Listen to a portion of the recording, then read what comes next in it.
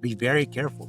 What goes around comes around. We don't know how, but it always catches up. You can't forecast the markets, but you can forecast yourself. Once you start fooling yourself, the market has no pity. The market does not know who you are. It's going to take you to the cleaners. Exponential growth of where we are today versus a month ago versus a year ago. Never in history has a change happened this quickly that supposedly labor is going to somehow readjust itself. Humans have a power at some point to say that having humanity on this whole thing actually does matter. Welcome back to R360's Fortunate Fishes, where we dive deep with some of the world's most extraordinary minds, and today's guest might just blow yours wide open. A kid from India lands at Caltech, earns a BS and MS degree in physics, decides, well, that's not enough, and grabs a PhD in theoretical particle physics from Harvard, real Einstein-level brilliance. Fresh off Harvard's playground, Vinnie lands at Citibank and immediately sets something up called Exotic and Hybrid Options Trading Desk. Nobody knew what the hell he was talking about, but whatever he was doing clearly worked because that gig just launched it. From there, he heads to PIMCO, this massive investment giant, and builds a risk system so good, it wins them Risk Magazine's Risk Manager of the Year. And when he's not busy forecasting financial earthquakes, Vinnie's out running ultramarathons, over 50 of these punishing 100-mile ordeals around the globe, including the Badwater 135 through Death Valley. He also pilots his own jets and helicopters and somehow finds time to write groundbreaking books decoding today's chaotic financial landscape. Ladies and gentlemen, from black holes to black swans, he's seen it all, predicted it all, and thrived through it all. Give a huge Fortunate Fishes welcome to the extraordinary, unstoppable Vinnie Bhansali. Welcome. That's great. That's excellent. Thank you for that kind introduction. Yeah, happy to be Well, all right, Vinnie. Harvard particle physicist turned Wall Street wizard. I've got to know, did you ever look around Citibank in 92 and think, these people actually trust me to play around with billions and I haven't even unpacked my diploma yet? Seriously, man. What was going through your head at that time? Well, it was actually simpler than that. And, so when I was finishing my PhD, I had no desire to go into finance. As a matter of fact, I can tell you now, I knew negative finance then, and I know no negative finance now. I've actually never taken a finance course, despite, like you mentioned, having written 5 finance books. So I got interviewed. I was finishing my PhD, and I was looking at a postdoc down in Dallas. They were going to build a superconducting super collider. So I had a postdoc lined up for the super collider. This is early 90s. And I didn't know at the time, but what a recession was, but a recession just hit. And Congress canceled the super collider.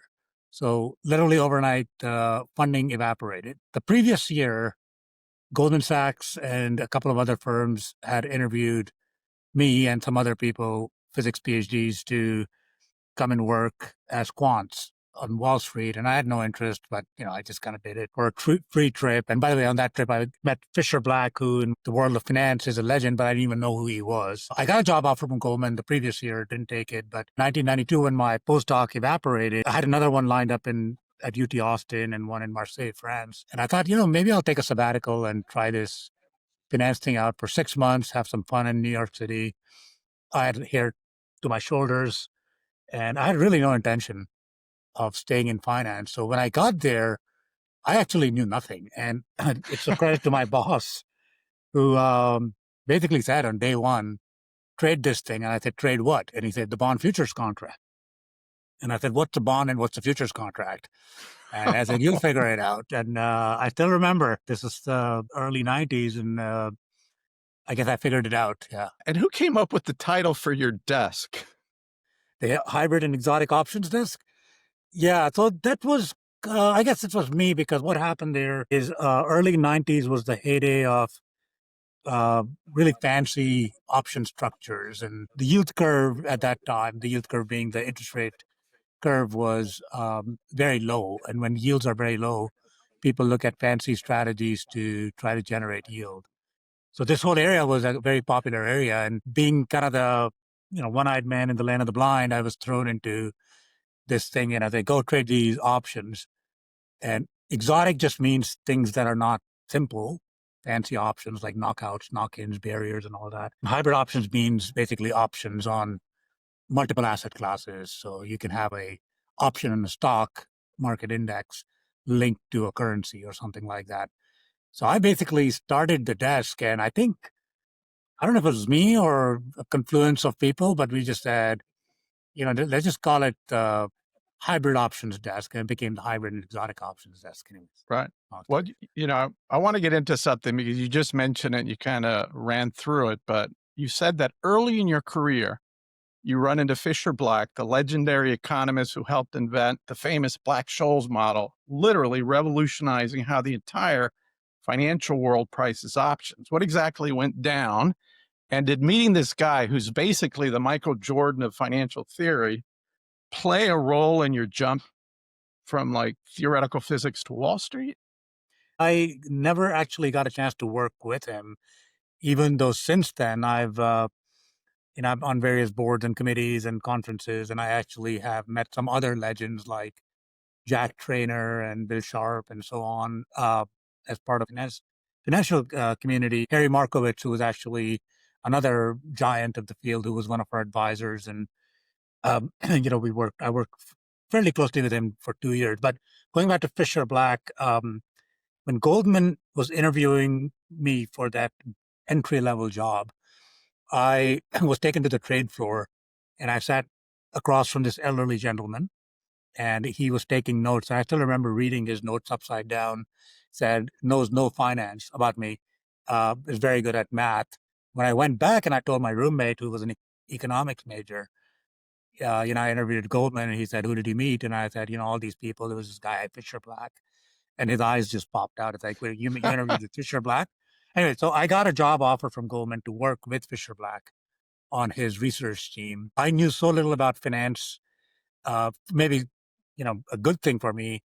I really didn't want to stay in finance. So when Citibank offered me a job trading, remember, my mindset was, this is an experiment. This is a sabbatical for 6 months. I'm not going to be a finance person. What's the most far-fetched, random thing I can do where I can learn something completely new? Well, trading. What is trading? I had no idea what trading was. So I basically said no to Goldman. I said no to Fisher Black, and I said I want to go and learn how to trade. Wow. Was there a moment where the whole thing almost went sideways and you thought, oh shit, did I just break Wall Street? I know you talked about a trade early in the 90s where the interest rates went against you. Talk to us about that and how did that affect you, in the next 30 years going forward? Yeah, so 1994. This is kind of a good segue to my bond futures trading story, and so this is maybe 1993, 94. Having now been in this industry since 1992 and being in front of my screens, and I mean, I'm a bond trader, derivatives trader now. I do this professionally, and I absolutely love it. It's like it's my sport, my game, and I take great pride in being really good at it. But I remember pretty much every move, every day, every position I had, every mistake I've made, enormous numbers of them. 1994, I remember interest rates were very low. Everybody was long the bond market. And then in March, April, something around then, the Federal Reserve started to raise rates. And they raised rates, and then they did an intermittent increase in rates. And being a new trader, the bond market had just dropped a humongous amount. I tried to catch that falling knife. I tried to catch the bottom. And I literally, within a period of 2 to 3 months, just got my face completely ripped off, decimated.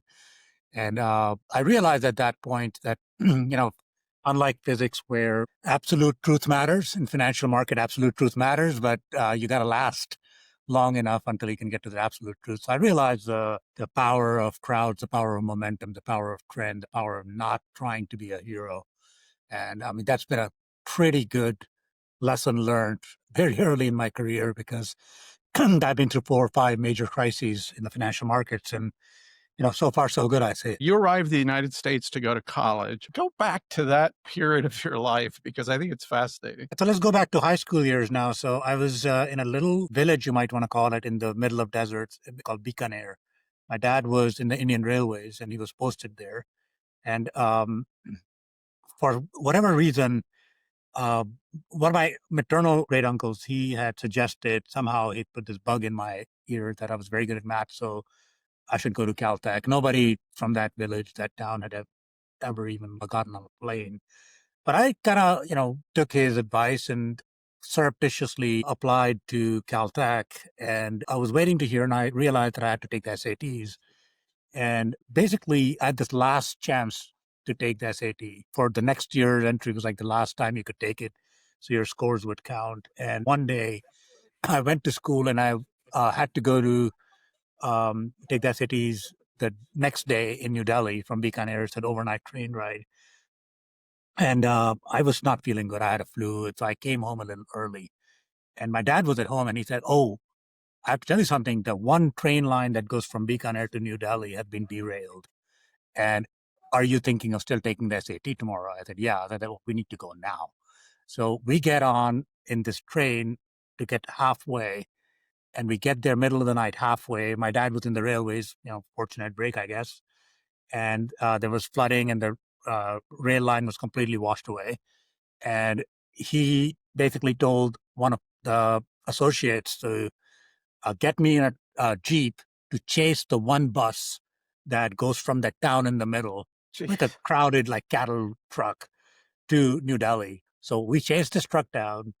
We wave it down. I get on this truck and then standing room only all night long. I'm standing, kind of just dozing, very crowded. If you've ever seen an Indian truck or bus, you know what I'm talking about. It's like literally brimming, falling off the sides. Get to New Delhi. New Delhi has some riots going on, so there's tear gas. So I haven't slept, and I'm crying because of tear gas. I get to the U.S. embassy where the test was, the SAT, and they basically said, I get in there, it's like 8 o'clock or 8:30, and the lady there says, "Sorry, your ID is no good. I can't let you in." And I basically broke down crying. And she just took pity on me and she said, "Okay, fine, go take the test," right? I'm half hour late and I take the test and I don't remember anything. I literally left the test. The one actually, I do remember one thing. There was a girl who was not taking the test. She was playing around with a dead cockroach. That's a vivid memory I still have. And I left the test. I went to the big circle in the market and I went to sleep. My parents somehow found me napping there that afternoon. They had taken the next train over. And I realized, to my luck, I guess, and fortune, that I got an 800. I got a perfect score. So that was, one of these things. And by the way, that was not the end of the story because I got in, but then my visa got rejected a few times, and my parents really didn't have the money to sponsor 4 years of college. So one of my uncles got somehow pitched in for a one-way ticket, got me to Caltech, and that one break that I guess was so lucky, and somehow chosen out of a million other capable students, was for me a turning point because after that it was like you don't get a chance like this too many times. So after that, I haven't ever let a good chance go by. So Wow, that's an incredible story. And walk us through, you took us to high school taking the SATs, but walk us through, like, before that, like, and kind of set up what people don't realize about India and the system there. yeah, I mean the system is actually pretty good in terms of the level of education. One great thing about India is English is a common medium of communication. Most government schools, the medium of teaching is in English, and math being a universal language and math sort of having a great deep background in India, and Indians naturally gravitating towards math in a poor country. And your ticket to freedom, so to speak, is math and engineering and medicine. So parents, right from the very beginning, basically emphasize if you don't do good at school, you're going to be a nobody, right? And even worse, if you don't do good at math and you don't become an engineer or a doctor, you are not going to have a wife. So it's a real incentive for you to actually do good at school. So I have a great memory again talking about school when I was moving around with my dad very very early. I was maybe in kindergarten and we just moved cities, and went to a new town, and I was way behind, and I went there with maybe 2 weeks to the final exams. I had no idea what was going on. This is like kindergarten. I still have a pretty distinct memory. Went to take the test and I refused to go in to take the test. And the person who'd taken me, the driver, he brought me back home, and my mom was all flustered with like, "Dad's not going to like this because, you just literally bailed on your kindergarten final here." And my dad came home and he said, "Oh, it's no big deal. We'll do it next year." So I think those little moments, those little turning points kind of give you this idea that when you are prepared, especially in a system like India, where education is quite well thought out, quite rigorous. And I went to a school called the Central School, and it's for government employees' children because the government employees are moved around every 3 years, like the example I was just telling you about. uh, when you go from one town to another town, you literally don't even skip a beat because they're all on the exact same schedule. So my brother and I, we must have gone to 12 different schools between the age of 7 or 8 and the age of 18. But it was all really at the end of the day, and I think this might actually resonate with a lot of the people listening to this, is education really starts at home. And in India, there's a very, very deep understanding and belief that the school is just a way to amplify it, but you're really getting educated by example, by your parents and by your family and so on. Yeah, no question. I had a chance to have breakfast with Gandhi's great grandson and his wife, and it was just fascinating. He wrote a book because they thought that Gandhi's wife was illiterate, but found a 133-page written diary in 1933 where Yeah. he spent 9 months of that year, 1933, in jail. He did 3 21-day fasts. They wanted to change the way that untouchables were treated, so he did that. And it inspired me to do some research on fasts. And actually, for Father's Day, I went on a 7-day fast, only coffee, water, electrolytes. And I got to tell you, I felt fluey after day like two and a half, three, but 4, 5, 6, 7, no hunger. And since then, it's been 12 days. I haven't had one processed food of any kind. And I feel like great. So I want to go into your health, your diet. I mean, you're literally running Death Valley, which hits temperatures that could melt shoes. And somehow you compare that to navigating some of these Wall Street meltdowns. But how does one even think about running 100 miles plus in Death Valley? It's all about training and conditioning to me. And by the way, I want to talk a little bit about diet too, because you don't know this, Charlie. I've actually been, for the last 12 weeks, completely plant based. And you know me from before. Good for I am you. not a plant based, but I used to be vegetarian when I was growing up in India. But when I came here at 19, I tasted my first cheeseburger, and rest as they say is history. And I became a massive protein meat eater. The short story I'll give you now, the long later, if people have interest. But about 8 weeks or 12 weeks ago, I decided to go for a full body test at Mayo. Everything else obviously showed up perfect. Low heart rate, no calcification, nothing else. But my LDL was way too high, and this connects back to bad water and to the ultra racing. When I'm running a lot, I am just taking in a lot of calories. And I also, like many other people, got caught up in this very high protein, lot of animal products type of diet. Once you put it and you get into one of these races, it basically changes your whole year. And this Yeah. is my year to actually give myself a mental rest. But coming back to the diet for a minute here, so I was still eating like I was training for a big 135-mile race. So obviously the body reacted, and my cholesterol was way too high, right? 206 on the LDL. I mean, that's seriously high. So I went completely animal food free. 9 weeks later, it dropped to 134. And I want to, 134. with Wow. no And meds, I don't take any meds of any. It's still high. It's still not in the right zone. I want to bring it down below 70.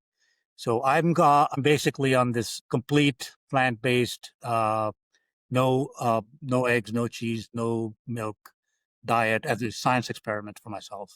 Yeah. wow. Well, there is a British scientist, super Yeah. smart guy, which says that we've gotten cholesterol all Yeah. wrong. I don't know if Yeah. you've listened to him. I'm the only thing I'm doing right now is deep sea shrimp, 8 at night, an ounce of caviar over avocado, and in the morning I do a 20 gram protein bone broth, but it's in spinach, kale, seaweed.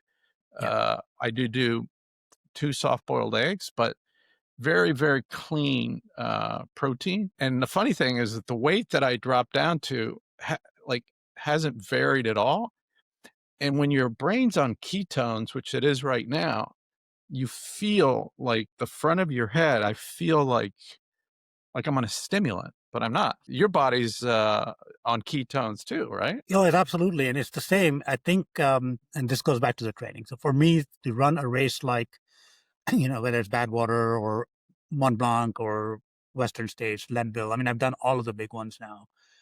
I just love this process of getting ready because, and I just literally ran on the trails about 15 minutes ago. Beautiful 7 mile trail run, and it completely clears your mind. And you just have to keep doing it. So, one of the things about training for a long endurance race like 135, like the Badwater, again, there's one big difference in that race versus everything else is the heat that you alluded to already because it gratuitously starts on July 22nd or 23rd, hottest day ever. Last year when I ran it, the hottest day ever recorded on Earth. So you have to do a little bit of heat training, not because you're going to want to run hot, but because you want to be ready in case you get that hot.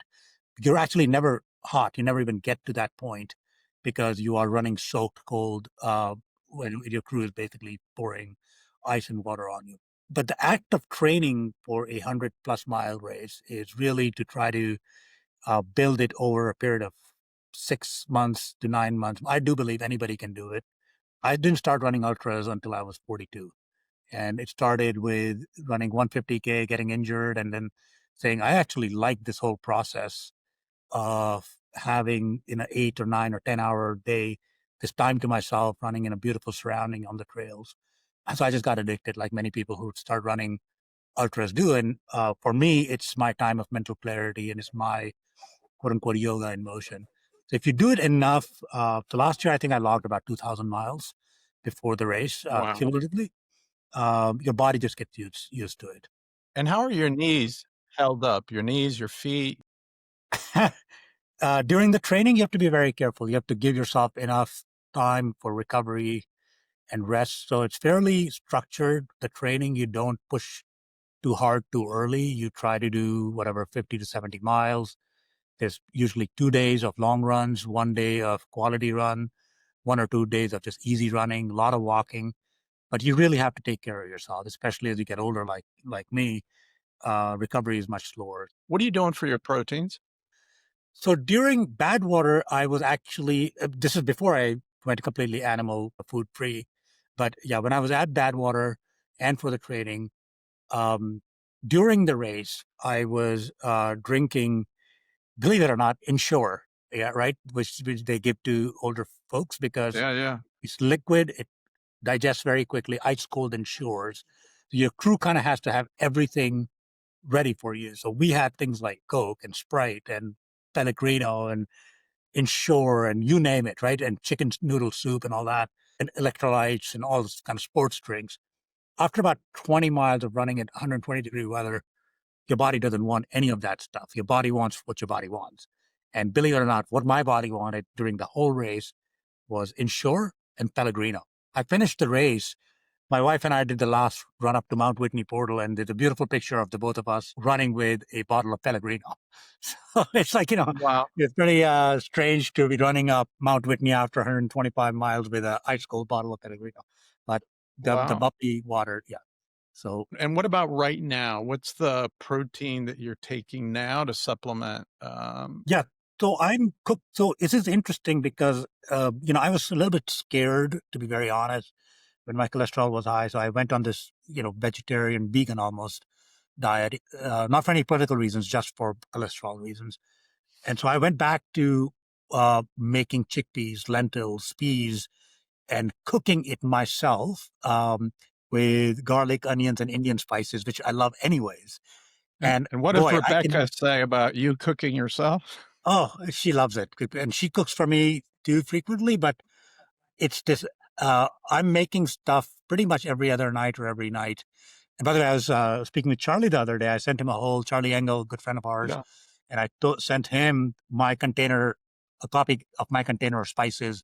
And then this weekend we have a uh, date over uh, over Zoom for me to show him my 10-minute delicious chickpea Indian curry that I can make literally flat out from start to Wow. finish in 10 minutes. Yeah. So It's for the last 2 weeks, I've cooked all my own food too, which my wife's good. like, Yeah. never seen this in 20 Yeah. years of marriage. But, Yeah. you get into a routine. I've only drank Holstein water for 8 years. Have Yeah. you seen that from Austria? It's the Yeah. best I know water. about it, but I haven't. Yeah. Yeah. Yeah. So, I'm I'll sure. send you Yeah. some info on it. But what about your sleep? Has your sleep pattern changed in the last 12 weeks, 8 weeks? I sleep really well, but I sleep hard. And for me, being in the trading business and being up very early every morning, 3:30 to 4 a.m. For me, sleep is completely correlated to when I go to sleep. So if I go to sleep at 9, still wake up at 3:30, means I feel tired the whole next day. If I go to sleep at 7, I fall asleep immediately. I wake up at 3:30 and I feel perfectly fresh. So for me, it's just, can I somehow get myself to go to bed when the rest of the family is awake and the sun is still shining, right? 7:30. But it really hasn't impacted me. I sleep very well. I wake up fresh. And I think the days when I don't sleep well is when either I haven't run or I have had some sort of mental pressure from something going on, a position not being right, or maybe I've gone out and stayed out too late. Like the other day, we were out at the Angels were playing Houston, and we were out at the baseball game. A little late for me, 10:30. It's pretty late. I didn't sleep well that night at all, so that kind of put me off. But normally, no Well, change. Yeah, in the I pattern. want to go back to something on legacy. 10 years or so, maybe less, after you started your career at Citi, you set up at Caltech a prize honoring your grandfather by rewarding students for groundbreaking research. And I just love to understand, why did you do it? And what did your grandfather teach you that still resonates today? Yeah, so actually, the first one that you're referring to is for my maternal uncle, my great uncle, my Mhm. the person who encouraged me to apply to Caltech when I was 14, Ah, 15 okay. years old.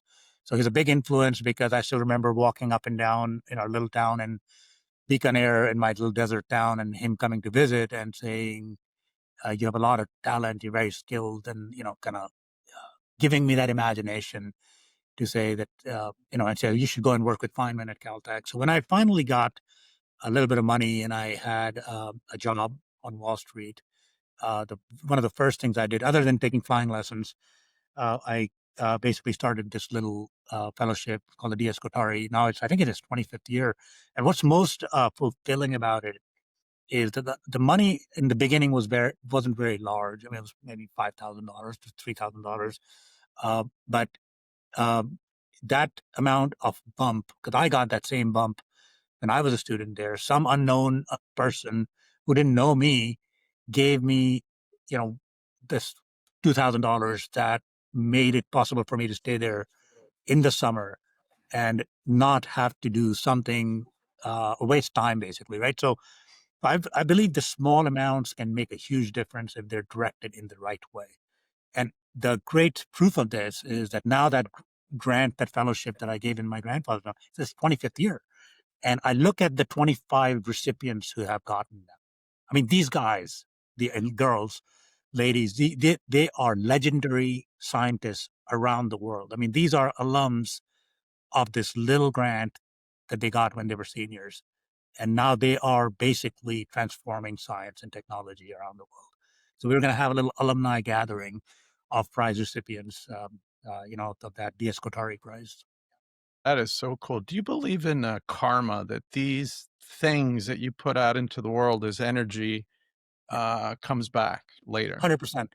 I don't know how it happened. And as a scientist, I cannot ascribe a direct causality to it, but it's not just the good stuff, but it's also the bad stuff. And I have seen it again. I was brought up in India where there's a big belief in doing right and, the karma count, as people call it. But I have seen it firsthand. I have seen it, and I tell my team and my family, what goes around comes around. Be very careful. Yeah, we don't know how. but it always catches up. So if you do something, you're going to pay for it, positive or negative. So I 100% believe that there's a checks and balance system around the world. We don't know how it operates, but it is there for sure. Wow. Well, you mentioned flying. You've logged over 5,000 flight hours piloting jets, helicopters. You're even certified to fly business jets Yep. solo, which is totally insane. So, what's scarier, having a critical warning light at 30,000 feet or watching your investment portfolio crater on Wall Street when the Fed rules against you? I think that the problem, I would have to say that the light, but again, in both cases, because one is an existential thing, right? I mean, sure, your portfolio creators, maybe you go to zero in your net wealth, but you're still alive and you can still, dig yourself back up. Actually, could be a fun challenge, by the way. But out there, if something goes in that little tin can that you don't react to properly, it's basically game over, right? But the fortunate part of this is that um, the aviation system, for those who don't know it, is incredibly heavily regulated. And before you are allowed to be in that situation, you are quite well trained, and there's a lot of redundancy, and there's a lot of time to do the right things. So it is scary, of course, but I have a couple of events which have happened with family in the plane where my training and my reaction um, has come in. It basically even is instantaneous on what needs to get done and the right thing. I think that's again goes back to taking risks, but not taking random risks, taking measured, controlled risks, and always being on the side of training yourself to have a way out, so to speak. Vinnie, are you and your wife, Rebecca, an accomplished lawyer, graduated Chapman Law, Dean's Fellow, two extremely driven people under the same roof? What's it like for your kids? Look, I'm sure, I probably impose more pressure that, implicitly, maybe not explicitly, but my wife, if you met her, no, Yeah. she wouldn't even impose it. It's a little balancing act, right? You don't want them to feel like they're obligated to do something very specific to please you, obviously, but they should also at the same time not feel like they are obligated or not obligated to do anything, right? I mean, it's a very fine line, and having a little bit of the desire to be somebody in your own right, right? So the thing we basically tell our children is we don't really care what you do as long as whatever you do is deep down what you believe and you do it with all your heart and your effort, and we are going to support you, right? But that's still, I'm sure that sets a lot of pressure because that is asking in one form or another for excellence in something. And unfortunately, I think it's pretty hard to take that out of my DNA at this point because I do believe, this is, I was thinking about the other day, actually this morning, kind of just a side anecdote. I'm right now very, got involved in learning about oceanography because of my son was doing a competition. And I was reading this one section on, organisms of the deep ocean. And there's like 250,000 different species. And apparently there's this one species, one worm that's like down at 9,000 feet.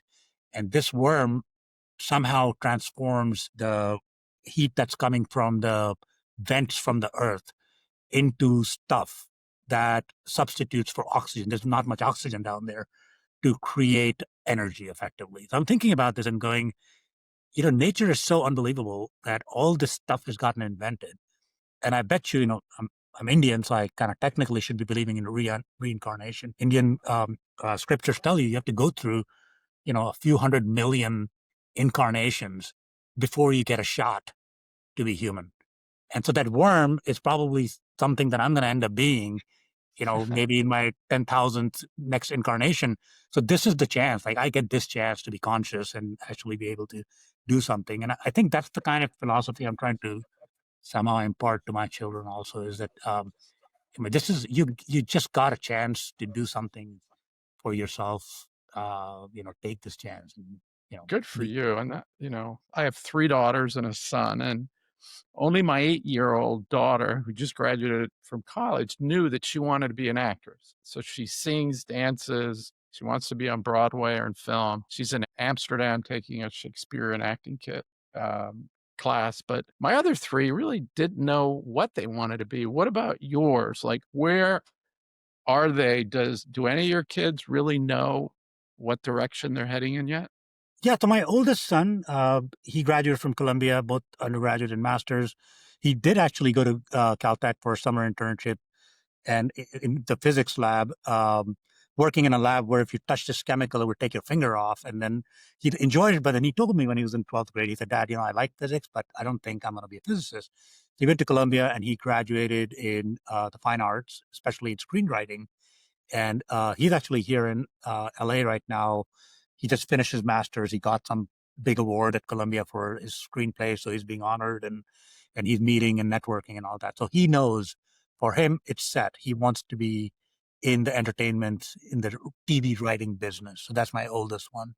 Our middle one is 50. He wants to go to do science. I think he wants to go to either Caltech or MIT. He really enjoys it. He's very good at it. He's also getting his pilot's license. But I think at this point, you know, it's this formative years where in the next 3 years, he'll probably really figure out what he wants to do. He might actually want to go into the Air Force, which is why Right. the other day I reached out Yeah, to you yeah. and I said, what's the process for the Air Force Academy? So he's thinking about it, and we have friends like you, and then a bunch of F-35 and F-16 pilots who he absolutely loves hanging out with and having sorties with on his video games. But so that's him, my middle one, and our youngest one is just completely precocious, brilliant, just gets hundreds on everything. But she wouldn't tell you if you put it on screws on what she would wants to be. She's very smart, but she's also keeping all of her options open. And So t- and and tell us about you had kind of dreams at some point, and I yeah, know you've dabbled in screenwriting yourself. So sure. tell us about that. Yeah, so yeah, screenwriting, and actually, I wanted also to be a fighter pilot. Maybe my son is kind of following in that. My dad talked me out of it, but about I think maybe 15 years or so, we did a project in Kenya where we took a bunch of soccer equipment for these girls in the village who were very good but didn't have any equipment. So we took a lot of footage. When we came back, we found that we had a lot of good video footage, but we had no story. So I have like 20 hours of great video, but no story. So I thought, I got to learn how to make like a 15-minute storyline. So I got into screenwriting and I found that I absolutely loved it, telling stories. And I know, Charlie, you're a writer and Michael is a writer, and the 3-act structure, the 17-minute point, and the arc, and it was like, wow, I had no idea that this is how I have been manipulated by the movie industry in terms of storytelling. So I got really into it. I did that, and then in the latest iteration, it basically took music version. So I just finished a advanced diploma in songwriting at Berklee School of Music, where storytelling via music, which is actually to me even more incredible because of the compactness of it. Yeah. And do you play any instruments? Yeah, I mean, I play some instruments badly, bass. I think I'm reasonably good at, but this day and age, again, call it the democratization of musicianship. All you need to know is basic theory and need to play one instrument. And that if you can play either the keyboard or the guitar, because there's transcribing software right on my iPad that I can make it Yeah. just as long as I know the right chords and right melody and right notes, I can literally play any instrument that I want. So that Well, barrier to making good music has gone down quite significantly. one of my human capital commitments was to learn to play the electric guitar. It's sitting on the wall behind me, and I haven't gotten there yet. But at the last meeting, they said, okay, at the holiday party Yeah. in South Florida this December, I got to Yeah. get up on stage and play at least one song, or else I'm going to be like a swamp.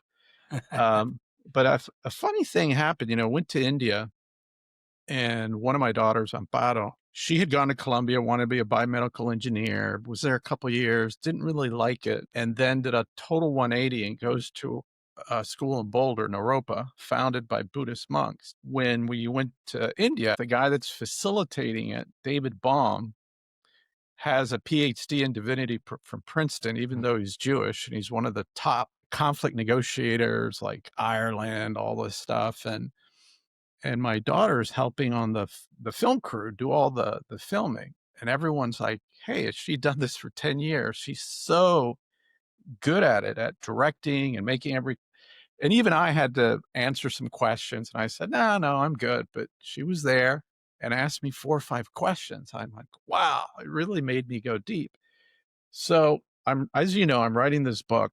My character Ezra, where it opens, where he falls out of a helicopter in northwestern Syria, and he lands on a tomb of Ezra the scribe.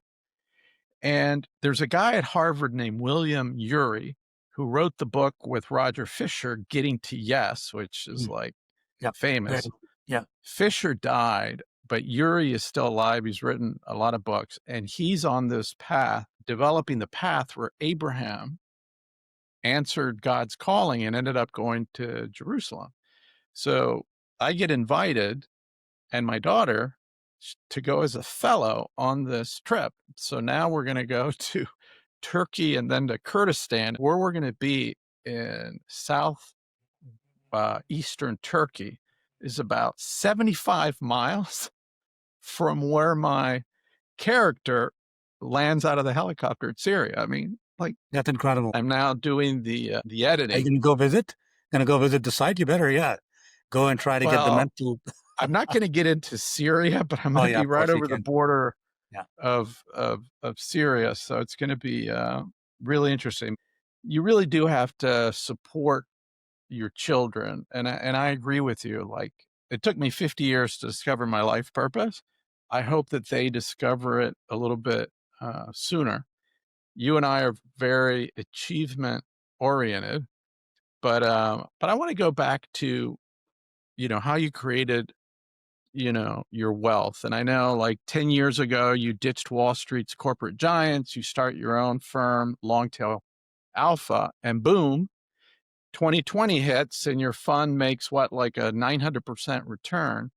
Walk us through, what did you see coming that nobody else saw? Or what is it about what you do that allow you to capture that market volatility when there's an earthquake in the market? I mean, part of it is timing, but part of it is also very large secular moves that are happening, right? So Mhm. we have a chart in our deck that shows basically three modern periods, right? So the first period is from the 1960s to the 1980s. So the 1960s to the 1980s was a period of rising inflation, central banks that were behind the yield, behind the curve. They were sort of slow to raise rates, and policy was not credible. And of course, there were things like oil shocks and all that. And so there was a period of increasing volatility, a lot of illiquidity, and diversification didn't really work very well because stocks and bonds both moved in tandem. And stocks and Right. bonds, as you know, are basically the two building block pillars of most portfolios. Bonds give you yield, and bonds tend to move up in price, low in yield when stocks move down. So that correlation has that negative correlation has existed from the 1980s. My first period goes from 1960 to 1987. Yields went to 14%, and there was a lot of inflation, and nobody believed that inflation was ever going to go away.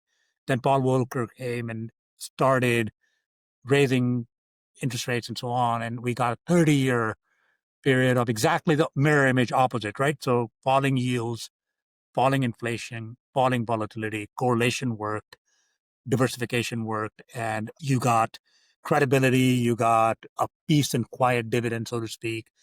And I believe that somewhere in 2016, 2017, certainly in 2020, Right. to me, that COVID episode was an acceleration rather than a regime change of something that was going to happen anyways. This went negative, right? Just 4 years ago in Germany, yields were at negative 70 basis points. You would actually lend the German government money and you would pay them a coupon or an interest every month. I mean, who does that? Who lends money for the privilege and pays for the privilege of lending somebody? Anyway, that's where we were about 3 or 4 years ago. So what this firm is based on, my current mandate, and that's why I left in 2015, 2016, among some other things that were going on at PIMCO at the time as well, was this idea that sooner or later, this 30-year cycle is going to reverse, and we're going to enter a period of rising volatility, rising inflation, breakdown in correlations, breakdown of diversification. And that's what we call basically an environment which is a low probability, high severity, fat tail type of environment. So the firm started in 2015, and all we do, that hence the name of this firm, Longtail Alpha, is we are basically positioning ourselves for large moves in the market, whether it's to the left side, meaning downside, or to the upside, and long tails, right? So some of it is timing, some of it is secular, and then this framework that I described, the best way to take advantage of it is to be long volatility. What does that mean? That generally you're buying some sort of option, whether explicit, meaning options on the S&P 500 or currencies or bonds or something like that, paying premium to get an asymmetric risk reward, or you're trying to find structures or strategies that have that inbuilt asymmetry. So our whole philosophy here is to try to think about the world in this framework of asymmetry, long optionality, and own the optionality cheaply. And, of course, for me, it's worked out really well being an option trader and being on Wall Street and then being at PIMCO and working with, legends like Bill Gross and Muhammad El-Arian and all those people and a great group of other peers. I believe that we are at a point now where some of these moves are beginning to happen like we've seen and are going to just accelerate. Wow. And you just mentioned working closely with legends like Bill and Muhammad, Yeah. literally Yeah. Wall Street royalty. What's the Yeah. most important lesson or piece of advice you learned from these guys that still I, kind yeah. of guides you today? I think it's to be extremely client focused first. I mean, Bill always used to say, the clients are the ones who are paying our bills and being very humble. I mean, you don't get everything right for sure. I know this after 35 years of doing this. You get a lot of things wrong, but you just got to be extremely disciplined and you've got to be extremely honest with yourself, right? You can't forecast the markets, but you can forecast yourself. And financial markets and ultra running, they're so uniquely similar and aligned. It's all about self control and it's about self management. So, probably the most important thing I've learned from not just the two of them, but many others, colleagues and peers and other great investors, is this complete adherence to just being honest with yourself. Once you start fooling yourself, the market has no pity. The market does not know who you are. It's going to take you to the cleaners. So you just have to really try to see the way it is. Yeah. So, Veneer, I keep hearing the word convexity Yeah. tossed around. You describe tail risks like earthquakes. You don't know exactly when they're going to hit, but you can reinforce your building ahead of time. Can you dumb this down for us a bit? And what does it really mean for regular investors? Yeah. So convexity mathematically, and I mean, there's a analog, which is why this term is thrown around so much in finance. Mhm. But if you think of, just like a straight line has upward or downward slope, right? And you can just look at it. And once you know the slope of this line, you basically know everything about this line, right? And that's the equation of the line that every algebra student, like my son, is learning right now, my middle son. But then you look at a curved line, and a curved line, you not only need the slope, but you also need the rate at which the slope itself is changing. Now, to think about this concept, that's what convexity is, the rate of change of the slope. So what does that mean in the context of financial markets? What it means is that the world that we live in is not straight and it is extremely nonlinear, so very curved like that. When stuff starts to happen, network effects, illiquidity, behavior, all of these things conspire to make the rate of change actually itself change quicker and quicker and quicker. So you cannot just react uh, in time, right? So think about your little ant sitting on the straight line, and you start moving on the straight line, the first straight line. Yeah, once you moved a little bit, oh, I know what's going on here. I just maintain my speed, and I have now figured out how this world works. I'm just going to be on the straight line forever. Perfect. It works like that. But when you're in a exponentially growing curve or in a convex curve, just knowing your local rate of change is not enough because the rate of change itself can change, which means that you cannot just react to events that are happening. You have to plan in advance.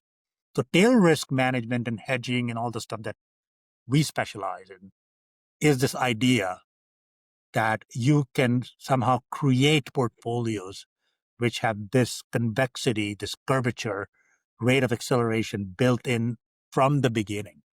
So you don't have to react in the heat of the moment and say, well, what do I do now? Right? April 2nd, Liberation Day. If you were reacting then after the meltdown, it was too late and you're apt to make a mistake. If you sold, you made a mistake. If you bought, you probably made a mistake as well because you just don't know what was going to happen. You had to be prepared. Right. Uh, so that's effectively what we're So doing.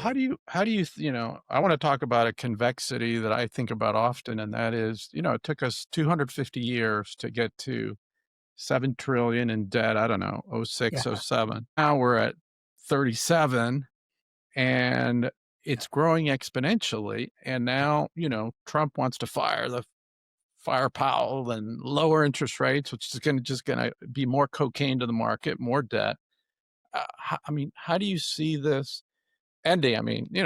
Maybe Bitcoin, they buy 1 million Bitcoin and it hits 21 million in 21 years, like Michael Saylor says, and that'll pay off the debt. But other than that, I just don't see it. Well, so this is interesting. You mentioned Turkey. I was just actually in Greece for multiple birthdays for 10 days, and I did a lot of reading about Greece, and I've never really spent a lot of time reading and visiting all these amazing places in Greece. Highly recommended, by the way. And what resonated with me is, I mean, this civilization 5,000 years ago ruled the world, right? And it had the Acropolis, and it had built these unbelievable structures and the way of democracy and so on. But somehow that system just got too big, and there was a system implosion, whether it was because of debt or expansiveness or territorial, whatever it was. That civilization effectively died and imploded, and then the Ottomans and then the Dutch and then the British. I mean, so history is full of very important countries, regions, civilizations, sovereigns that have lasted for, 5, 6, 700, maybe 1,000 years in some cases, Yeah. in the Greek case. America's only been on top for about 100 years really here. And yes, this deficit is a problem, this debt is a problem, and maybe this is going to be the end of this hegemony, maybe. Um, I do think it's not immediate personally. And the reason is that we are so reliant on the US dollar that it is our privilege right now. We're abusing our privilege, right? As Yeah, we are. is 37 trillion of debt, which will go to 50, which will go to 100, which will probably go to 200, is because we have the strongest military and we've got probably the only strong military, and we have the only reserve currency right now. So to me, the question, Charlie, is not whether it's destined, like the Greeks and so on, for ultimate implosion. Really, question is over what time scale and what time horizon. And I kind of have to say, I don't think it's immediate. It's probably, hopefully, not in my lifetime. Another exponential growth that I don't think people have their hands around. I don't think there's any way the Fed, they're using data analytics from the 60s, and that's artificial intelligence. Sure. The exponential growth of where we are today versus a month ago versus a year ago, and where we're going to be a year ahead of this, and how companies are going to be increasing profit margins at the expense of labor. Never in history has a change happened this quickly that supposedly labor is going to somehow readjust itself. How do you think about that? Yeah, I think you kind of hit the nail on the head there. I mean, that the network effects have a habit of accelerating growth much faster than you can imagine, right? And I think to the point that you're making, stuff that happened last week or last month is creating new stuff today that will create further new stuff tomorrow, unless you are on top of it, and nobody can be on top of it continuously. That's why machines and AI is so important right now. You're just not going to be able to figure out the next big innovation. I do believe, and maybe this is more hope than belief, I do believe that ultimately humans have a power. Maybe we're going to some philosophical regimes here, but I think humans have a power at some point to say that having humanity on this whole thing actually does matter. It doesn't mean you stop the pace of technological progress, how do we actually do it so that we don't lose touch of what's most important, right? So a great image always comes to my mind whenever I talk about this topic is my two golden retrievers, right? So they're at home, right? They are sitting looking at the beach while I'm working and my wife is working and my kids are in school and the retrievers are just sitting out there snoozing all day long and they get fed their food. And I mean, they have a pretty damn good life. And, Yeah. we're like their AI, right? We're like going to work to provide for these dogs. And all they have to do is wake up and, give us a few tail wags and a couple of licks. In the long run, human beings think that that level of comfort is something that you can aspire to, where you don't have to do anything and maybe machines will do everything.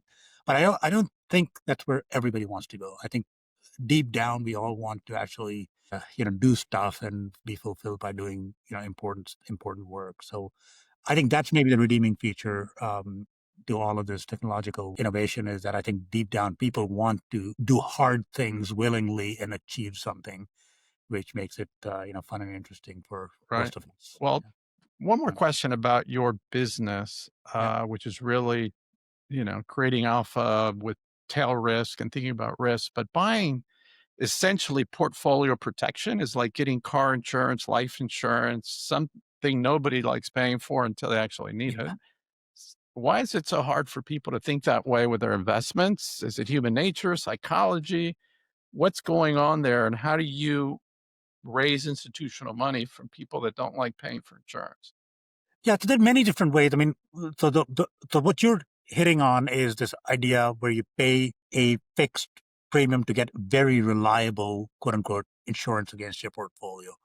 And I'll talk about that in just 1 minute. But then there's also other ways of doing it, indirect, cheaper, but not as reliable ways, right? So your choice is get very reliable insurance where you pay a premium that in the short run is a cost, but in the long run actually adds to portfolio benefits. And April was a great example where having hedged, your portfolio was up and the value of your hedge was up. So you had a double win and you could have sold some of the options and hedges and bought assets on the cheap, which would have now compounded, right? So there's a way of doing it systematically, but that requires a longer term view, a path dependent view of how you construct portfolios. But myopically speaking, when people look at the portfolio and they look at insurance, what happens is, and there's very famous work by Richard Thaler and others in behavioral finance, which basically says that when you get packages, let's say gift packages on Christmas, you get a big gift and a small gift, or you get a big gift, or you have a loss on something else. The losses always seem large. For whatever reason, our mind partitions it in different accounts. And when you combine things, if they are separated, you have gains and losses. Losses will always loom larger, even though they're small in magnitude. So even though the insurance premium is very small, call it 1% a year, when you think it at itself, say, why am I paying 1% a year? You don't think about something like that for your car insurance or for your home insurance, especially living in Florida. You're living on the coast of Florida, hurricane risk, or out here in California with earthquake risk.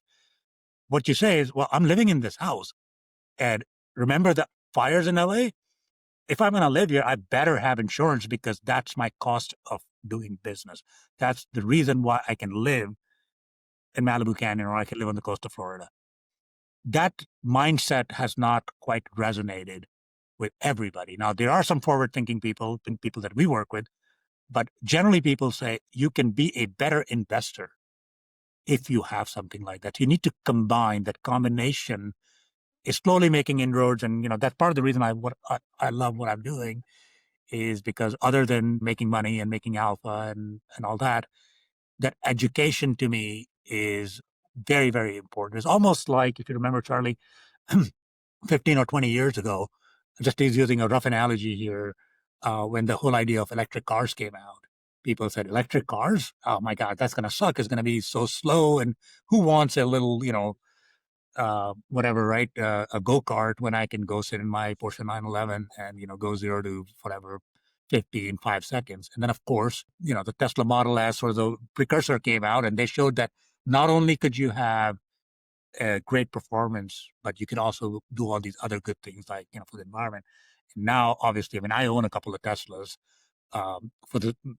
We won't talk about Mr. Musk at all, But at the same time, I own the Teslas because they are just better cars. So I think the electric revolution 15 years ago is similar to what I believe will happen in the financial markets when people realize that you can actually spend that Right. premium and come out ahead with better returns over time. Yeah. That was one of Charlie Munger's 100x investments that he convinced Buffett in 2008. They took 10% of the Chinese company BYD, which people thought was absolutely nuts.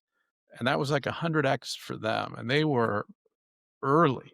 You're talking about 18 years now. That is pretty amazing. So coming back to that point, right? You asked earlier, right? The three secular Yep. moves. When the world changes, like we believe we have begun, we're already on that in that process, maybe 2 or 3 Yeah. years in. At some point, people will realize that this is the way to construct better portfolios. I did re-become a trust. I'm on the trustee of the Mathematical Sciences Research Institute, and I'm also on the investment committee for the American Physical Society, and I'm also on the Cargill Philanthropies as a board member. Now, but you are doing some big moves in India, aren't you, to honor Yeah, your family?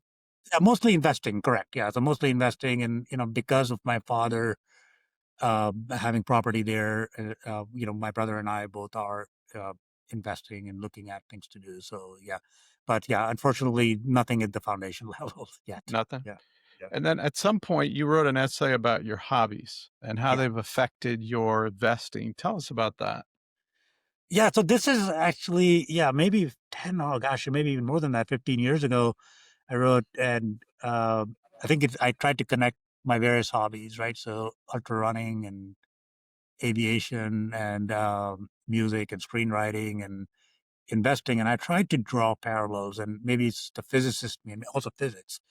Uh, I tried to come with some foundational things. I've forgotten all the details of the paper, but to me, it's the unity of all these activities. In each one of them, there's a process that you can follow, and you can try to figure out what is the basic element that you need to know and learn and improve upon. And once you know that formula, so to speak, then it doesn't really matter what activity you're doing, but um, the activity becomes like any other activity. So I guess in a nutshell, what that paper was about was all these little hobbies that I think are hobbies that are fun. Of course, they're fun. That's why I do them, flying, running, and so on. End up having a lot of bearing on my real job as an investor, as a trader. And I think it comes down to, at the end of the day, it comes down to decision making. In each one of these activities, you have a plan, you have a set of standard operating procedures, as they call them, SOPs. And as long as you stick with the SOPs most of the time, you are good and you can figure out what the anomalies or exceptions to the SOPs are. And when they happen, then you're prepared. So ultra running is a great example. In a 100-mile race, a lot of things happen that you're not prepared for, and you don't really know which one of the bad things is going to happen to you. But you just need to have a process through which you can say, well, I know how to address this issue by going through a logical process. Right. So I think that's effectively what I was talking about in that paper in big pictures, that the hobbies give you effectively a repeated simulation of problem solving and decision making that ends up being quite important for investing, in my view. Well, I'm curious about a hobby. You've written like at least 6 finance books that I know of, plus probably Yeah. 40 articles, almost like probably more than most professors teaching full time. Is that a hobby? Why'd you do it? Was it for yourself, for others? And my wife only allows me to write a book every 10 years because she says it's like you have a mistress, you'd like disappear. Now, I can't help. I'm sure you're the same way. I think I can't help myself. Writing to me is an outlet. It clarifies. It's like running to me again. So when I write, I feel like this gush of ideas that are swirling around, they have to come out in some sort of systematic, logical fashion, other than the books and papers, which are more academic and refereed. I do write a piece for Forbes.com, and so I've been doing it for the last 10 years now. And I've written probably 300 of them. And they're very small. They're about 2 pages. And they're Right. very topical. What's going on right now? And why is it important? And then I try to mix it in with something personal that's going on for me. Right now, I'm actually thinking about it. I'm probably going to write one this afternoon is on this thing that I was telling you about, my cholesterol going from 206 down to 135 because of just eating better, right? And do you have And an editor that you got to deal with also? we have a compliance officer who is to make sure that I'm not doing Right. anything that's non-compliant. And But on then the we have an Bloomberg editor. side, Yeah, on the Forbes side, yeah, there's a Forbes. person who, yeah, who proofreads it, and then it goes on. So that whole compendium was collected and put together last year as a book, which is a free download. Um, it's also on Amazon and so on for $1.99. But for me, it's very good because when I go back, I can look at uh, the days when I wrote and they're completely unedited for intellectual honesty reasons. I did not remove a single one of my pieces so that I could see all the mistakes along with the non-mistakes. When I go back, I can paint for myself not just what was happening in the markets by looking at the data, but actually reflecting on what was I actually thinking. And so for me, it's almost like my playbook right there, right? And I was very critical of the Fed for many, many years. And there was a period of about 5 or 6 years when I thought that the Fed was way behind the curve and they weren't doing it. I could only think about the Fed, the Fed, the Fed. And a lot of what we were saying and the consequences of it are now obviously in the public domain and people are talking about it. And I do think there's stuff happening now which will impact the way our economy and our markets behave. You're writing the financial press. So I don't know if you ever read P.J. O'Rourke, Yep, Rolling Stone. fantastic, So great, So my yeah, style is very much close to him. Satire, dark humor, sardonic. And I had to write 12 pieces for Market Watch first. And I felt like, George Patton, who spent half the time fighting the Germans, half the time fighting the Pentagon because they kept trying to neuter my voice. Like, hey, it's like you can't take that out. That's like you overriding my voice. But they were so unused to it, but the article started doing really well. So yeah, yeah, I told them, look, guys, if you don't want to publish my style, that's fine. We'll part friends. But if you do, you just got to let me be me. You know? yeah, So, yeah, yeah. so it's like you may not agree with me, but you could be having a bad day and you read one of my articles, you're going to laugh, at least. Absolutely. And one of my favorite ones, actually not my favorite, but my friends who read it was the one we had at our place up in the hills. We had a little baby donkey was born. My daughter named him Buster Bruiser, and Bruiser. So I wrote a little piece on Forbes with a picture of Bruiser and saying, I love this donkey. I was able to hold him up because he was just baby donkey. And I said, I'm not bullish, I'm not bearish, I'm mulish. And I wrote that, and I said, I'm mulish, and I buy my treasuries direct from Treasury Direct.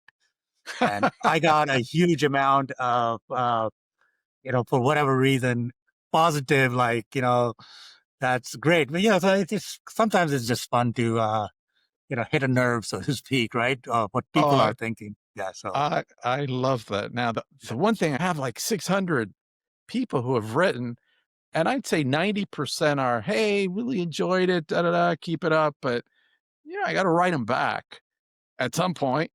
Do you engage with your readers that like leave you comments? yeah. So we have the pieces get posted both on Forbes.com and then and on our website as well. And then occasionally somebody will write a direct email or they'll go out to there's a company that we use that does some of our PR. So they'll reach out to them and they sort of do a little bit of the filtering for us. But I'm not reacting to every blog comment that goes on the sub blog below the Forbes.com articles. Even if I could, my compliance wouldn't allow me to do that. The nice thing about just writing articles, like we're doing it for free. We're on no one's payroll. So Yeah. no one can really control us. But I got to tell you, where I got really frustrated is I wrote a piece that said within the next 24 to 48 hours, there's going to be a strike by Israel on Iran. And they were dilly dallying with the pieces. A lot of times it takes them like 48 hours. I turn on the TV at like, I don't know, 8 o'clock at night and it happened. I'm like, Yeah, oh, I used to do it. Yeah. so I'm texting my editor who's in San Francisco and he's like, well, write something else. So I Uh, wrote something else, and at 3:15 a.m. San Francisco time, it went out like 6:15. But But then again, I guess in retrospect, it probably wouldn't have been good to publish an article on Market Watch Yeah. that this was going to happen. Anyway, it just all lined up. I wanted to kind of give you the final word. Is there anything that I haven't asked? I know we haven't talked about R360 at all, but you're such a fascinating human, a Superman type of human. What have we left out? What haven't we talked about? What's the question you'd like to answer that I didn't ask? No, I think you look. I mean, thank you for that compliment. But part of the reason I like what you're doing, Charlie, is because we all have a need to be truly multidimensional, right? So yes, when it comes to financial stuff and maybe some of the intellectual stuff and maybe even some of the running and athletic stuff, I know what I need to get and how to get it and so on. And then there's other things like the spiritual satisfaction and community and so on. Those are the real questions at some point for being totally complete. And you mentioned Gandhi earlier, of course, and there's a fantastic book that he wrote, which my grandfather, that same maternal great uncle, he recommended. It's called The Story of My Experiments with Truth. I remember reading that when I was 16 or 17 years old and going, I mean, this person has transformed the world. And in this incredibly humble and direct way, he's telling us about all the mistakes in his spirituality and his own personality he has made since he was a child. That's a fabulous book to read. And I've actually, I want to reread it again because it is just so humble and so good to read. So I think the real question at the end of the day to me, and I'm glad that you and Michael and others are leading the charge on it, is, given that we got very lucky, all of us, in so many ways, especially being in the right era at the right time, Right. in the right place, trading We options and all. reincarnated right for the millionth time, luckily. Yeah, we happen to be in the right. I mean, seriously, we just happen to be in the right place at the right time in a big way, right? Which is why we're having this conversation right now. But there's just so much out there that we haven't tapped. So, kudos to you and what you guys are trying to do to bring that three other dimensions that, as I know that I'm missing. And when I sit down and focus on it, take my time away from the things that I know I'm good at, focus on them, realizing how much more there is to learn. I think that's really what's most stimulating to me. Yeah, we call it the fishes. Yep, So, and that's why the podcast is called Fortunate Fishes, because it's not exactly. only how much money you have in the bank, the financial part, it's the intellectual, social, human, emotional, and spiritual. Now, you have a new pope, and every pope designs their new ring, and it always has fishes on it Yeah. because Jesus was a fisher of men. So we at R360 are curating 1,000, I call it superheroes. I had a great chat with someone in Madrid yesterday. He lives between Madrid and Ibiza, and he and his wife want to join the network, help us expand in Europe. So I have my outside general counsel doing some due diligence. So he's going to go visit him in about a month, and hopefully things will work out and we'll start expanding to Europe as well. So, And I have one more story because you brought this up. So on this topic, so one of the meetings, one of the groups I was in, that shows you the lack of my own knowledge and the power of being in the right environment. And again, my wife was there, so we had one of the emotional wealth emotional meeting, right? Anyway, so we were there and we were doing this game that Michael was leading at colors. You pick your personality aspects and you kind of stack them, and of course, mine was all yellow and orange, right? And you're orange and I'm an orange too. My wife is yeah, a gold. I mean, the color was like homogeneous. It was like red, Yeah. orange, red, yellow. And then my wife, and I picked some amazing pictures that my wife was like all over, like rainbow, like orange and red and green and blue. And like I need a little bit of that. And so I made an effort, and I think I have a few more shades of green and blue now. So I need some blue in my life, the emotional guys. But the funny yeah, thing, when I was in India, there was a woman there from Kenya who was doing photography and helping lead the trip.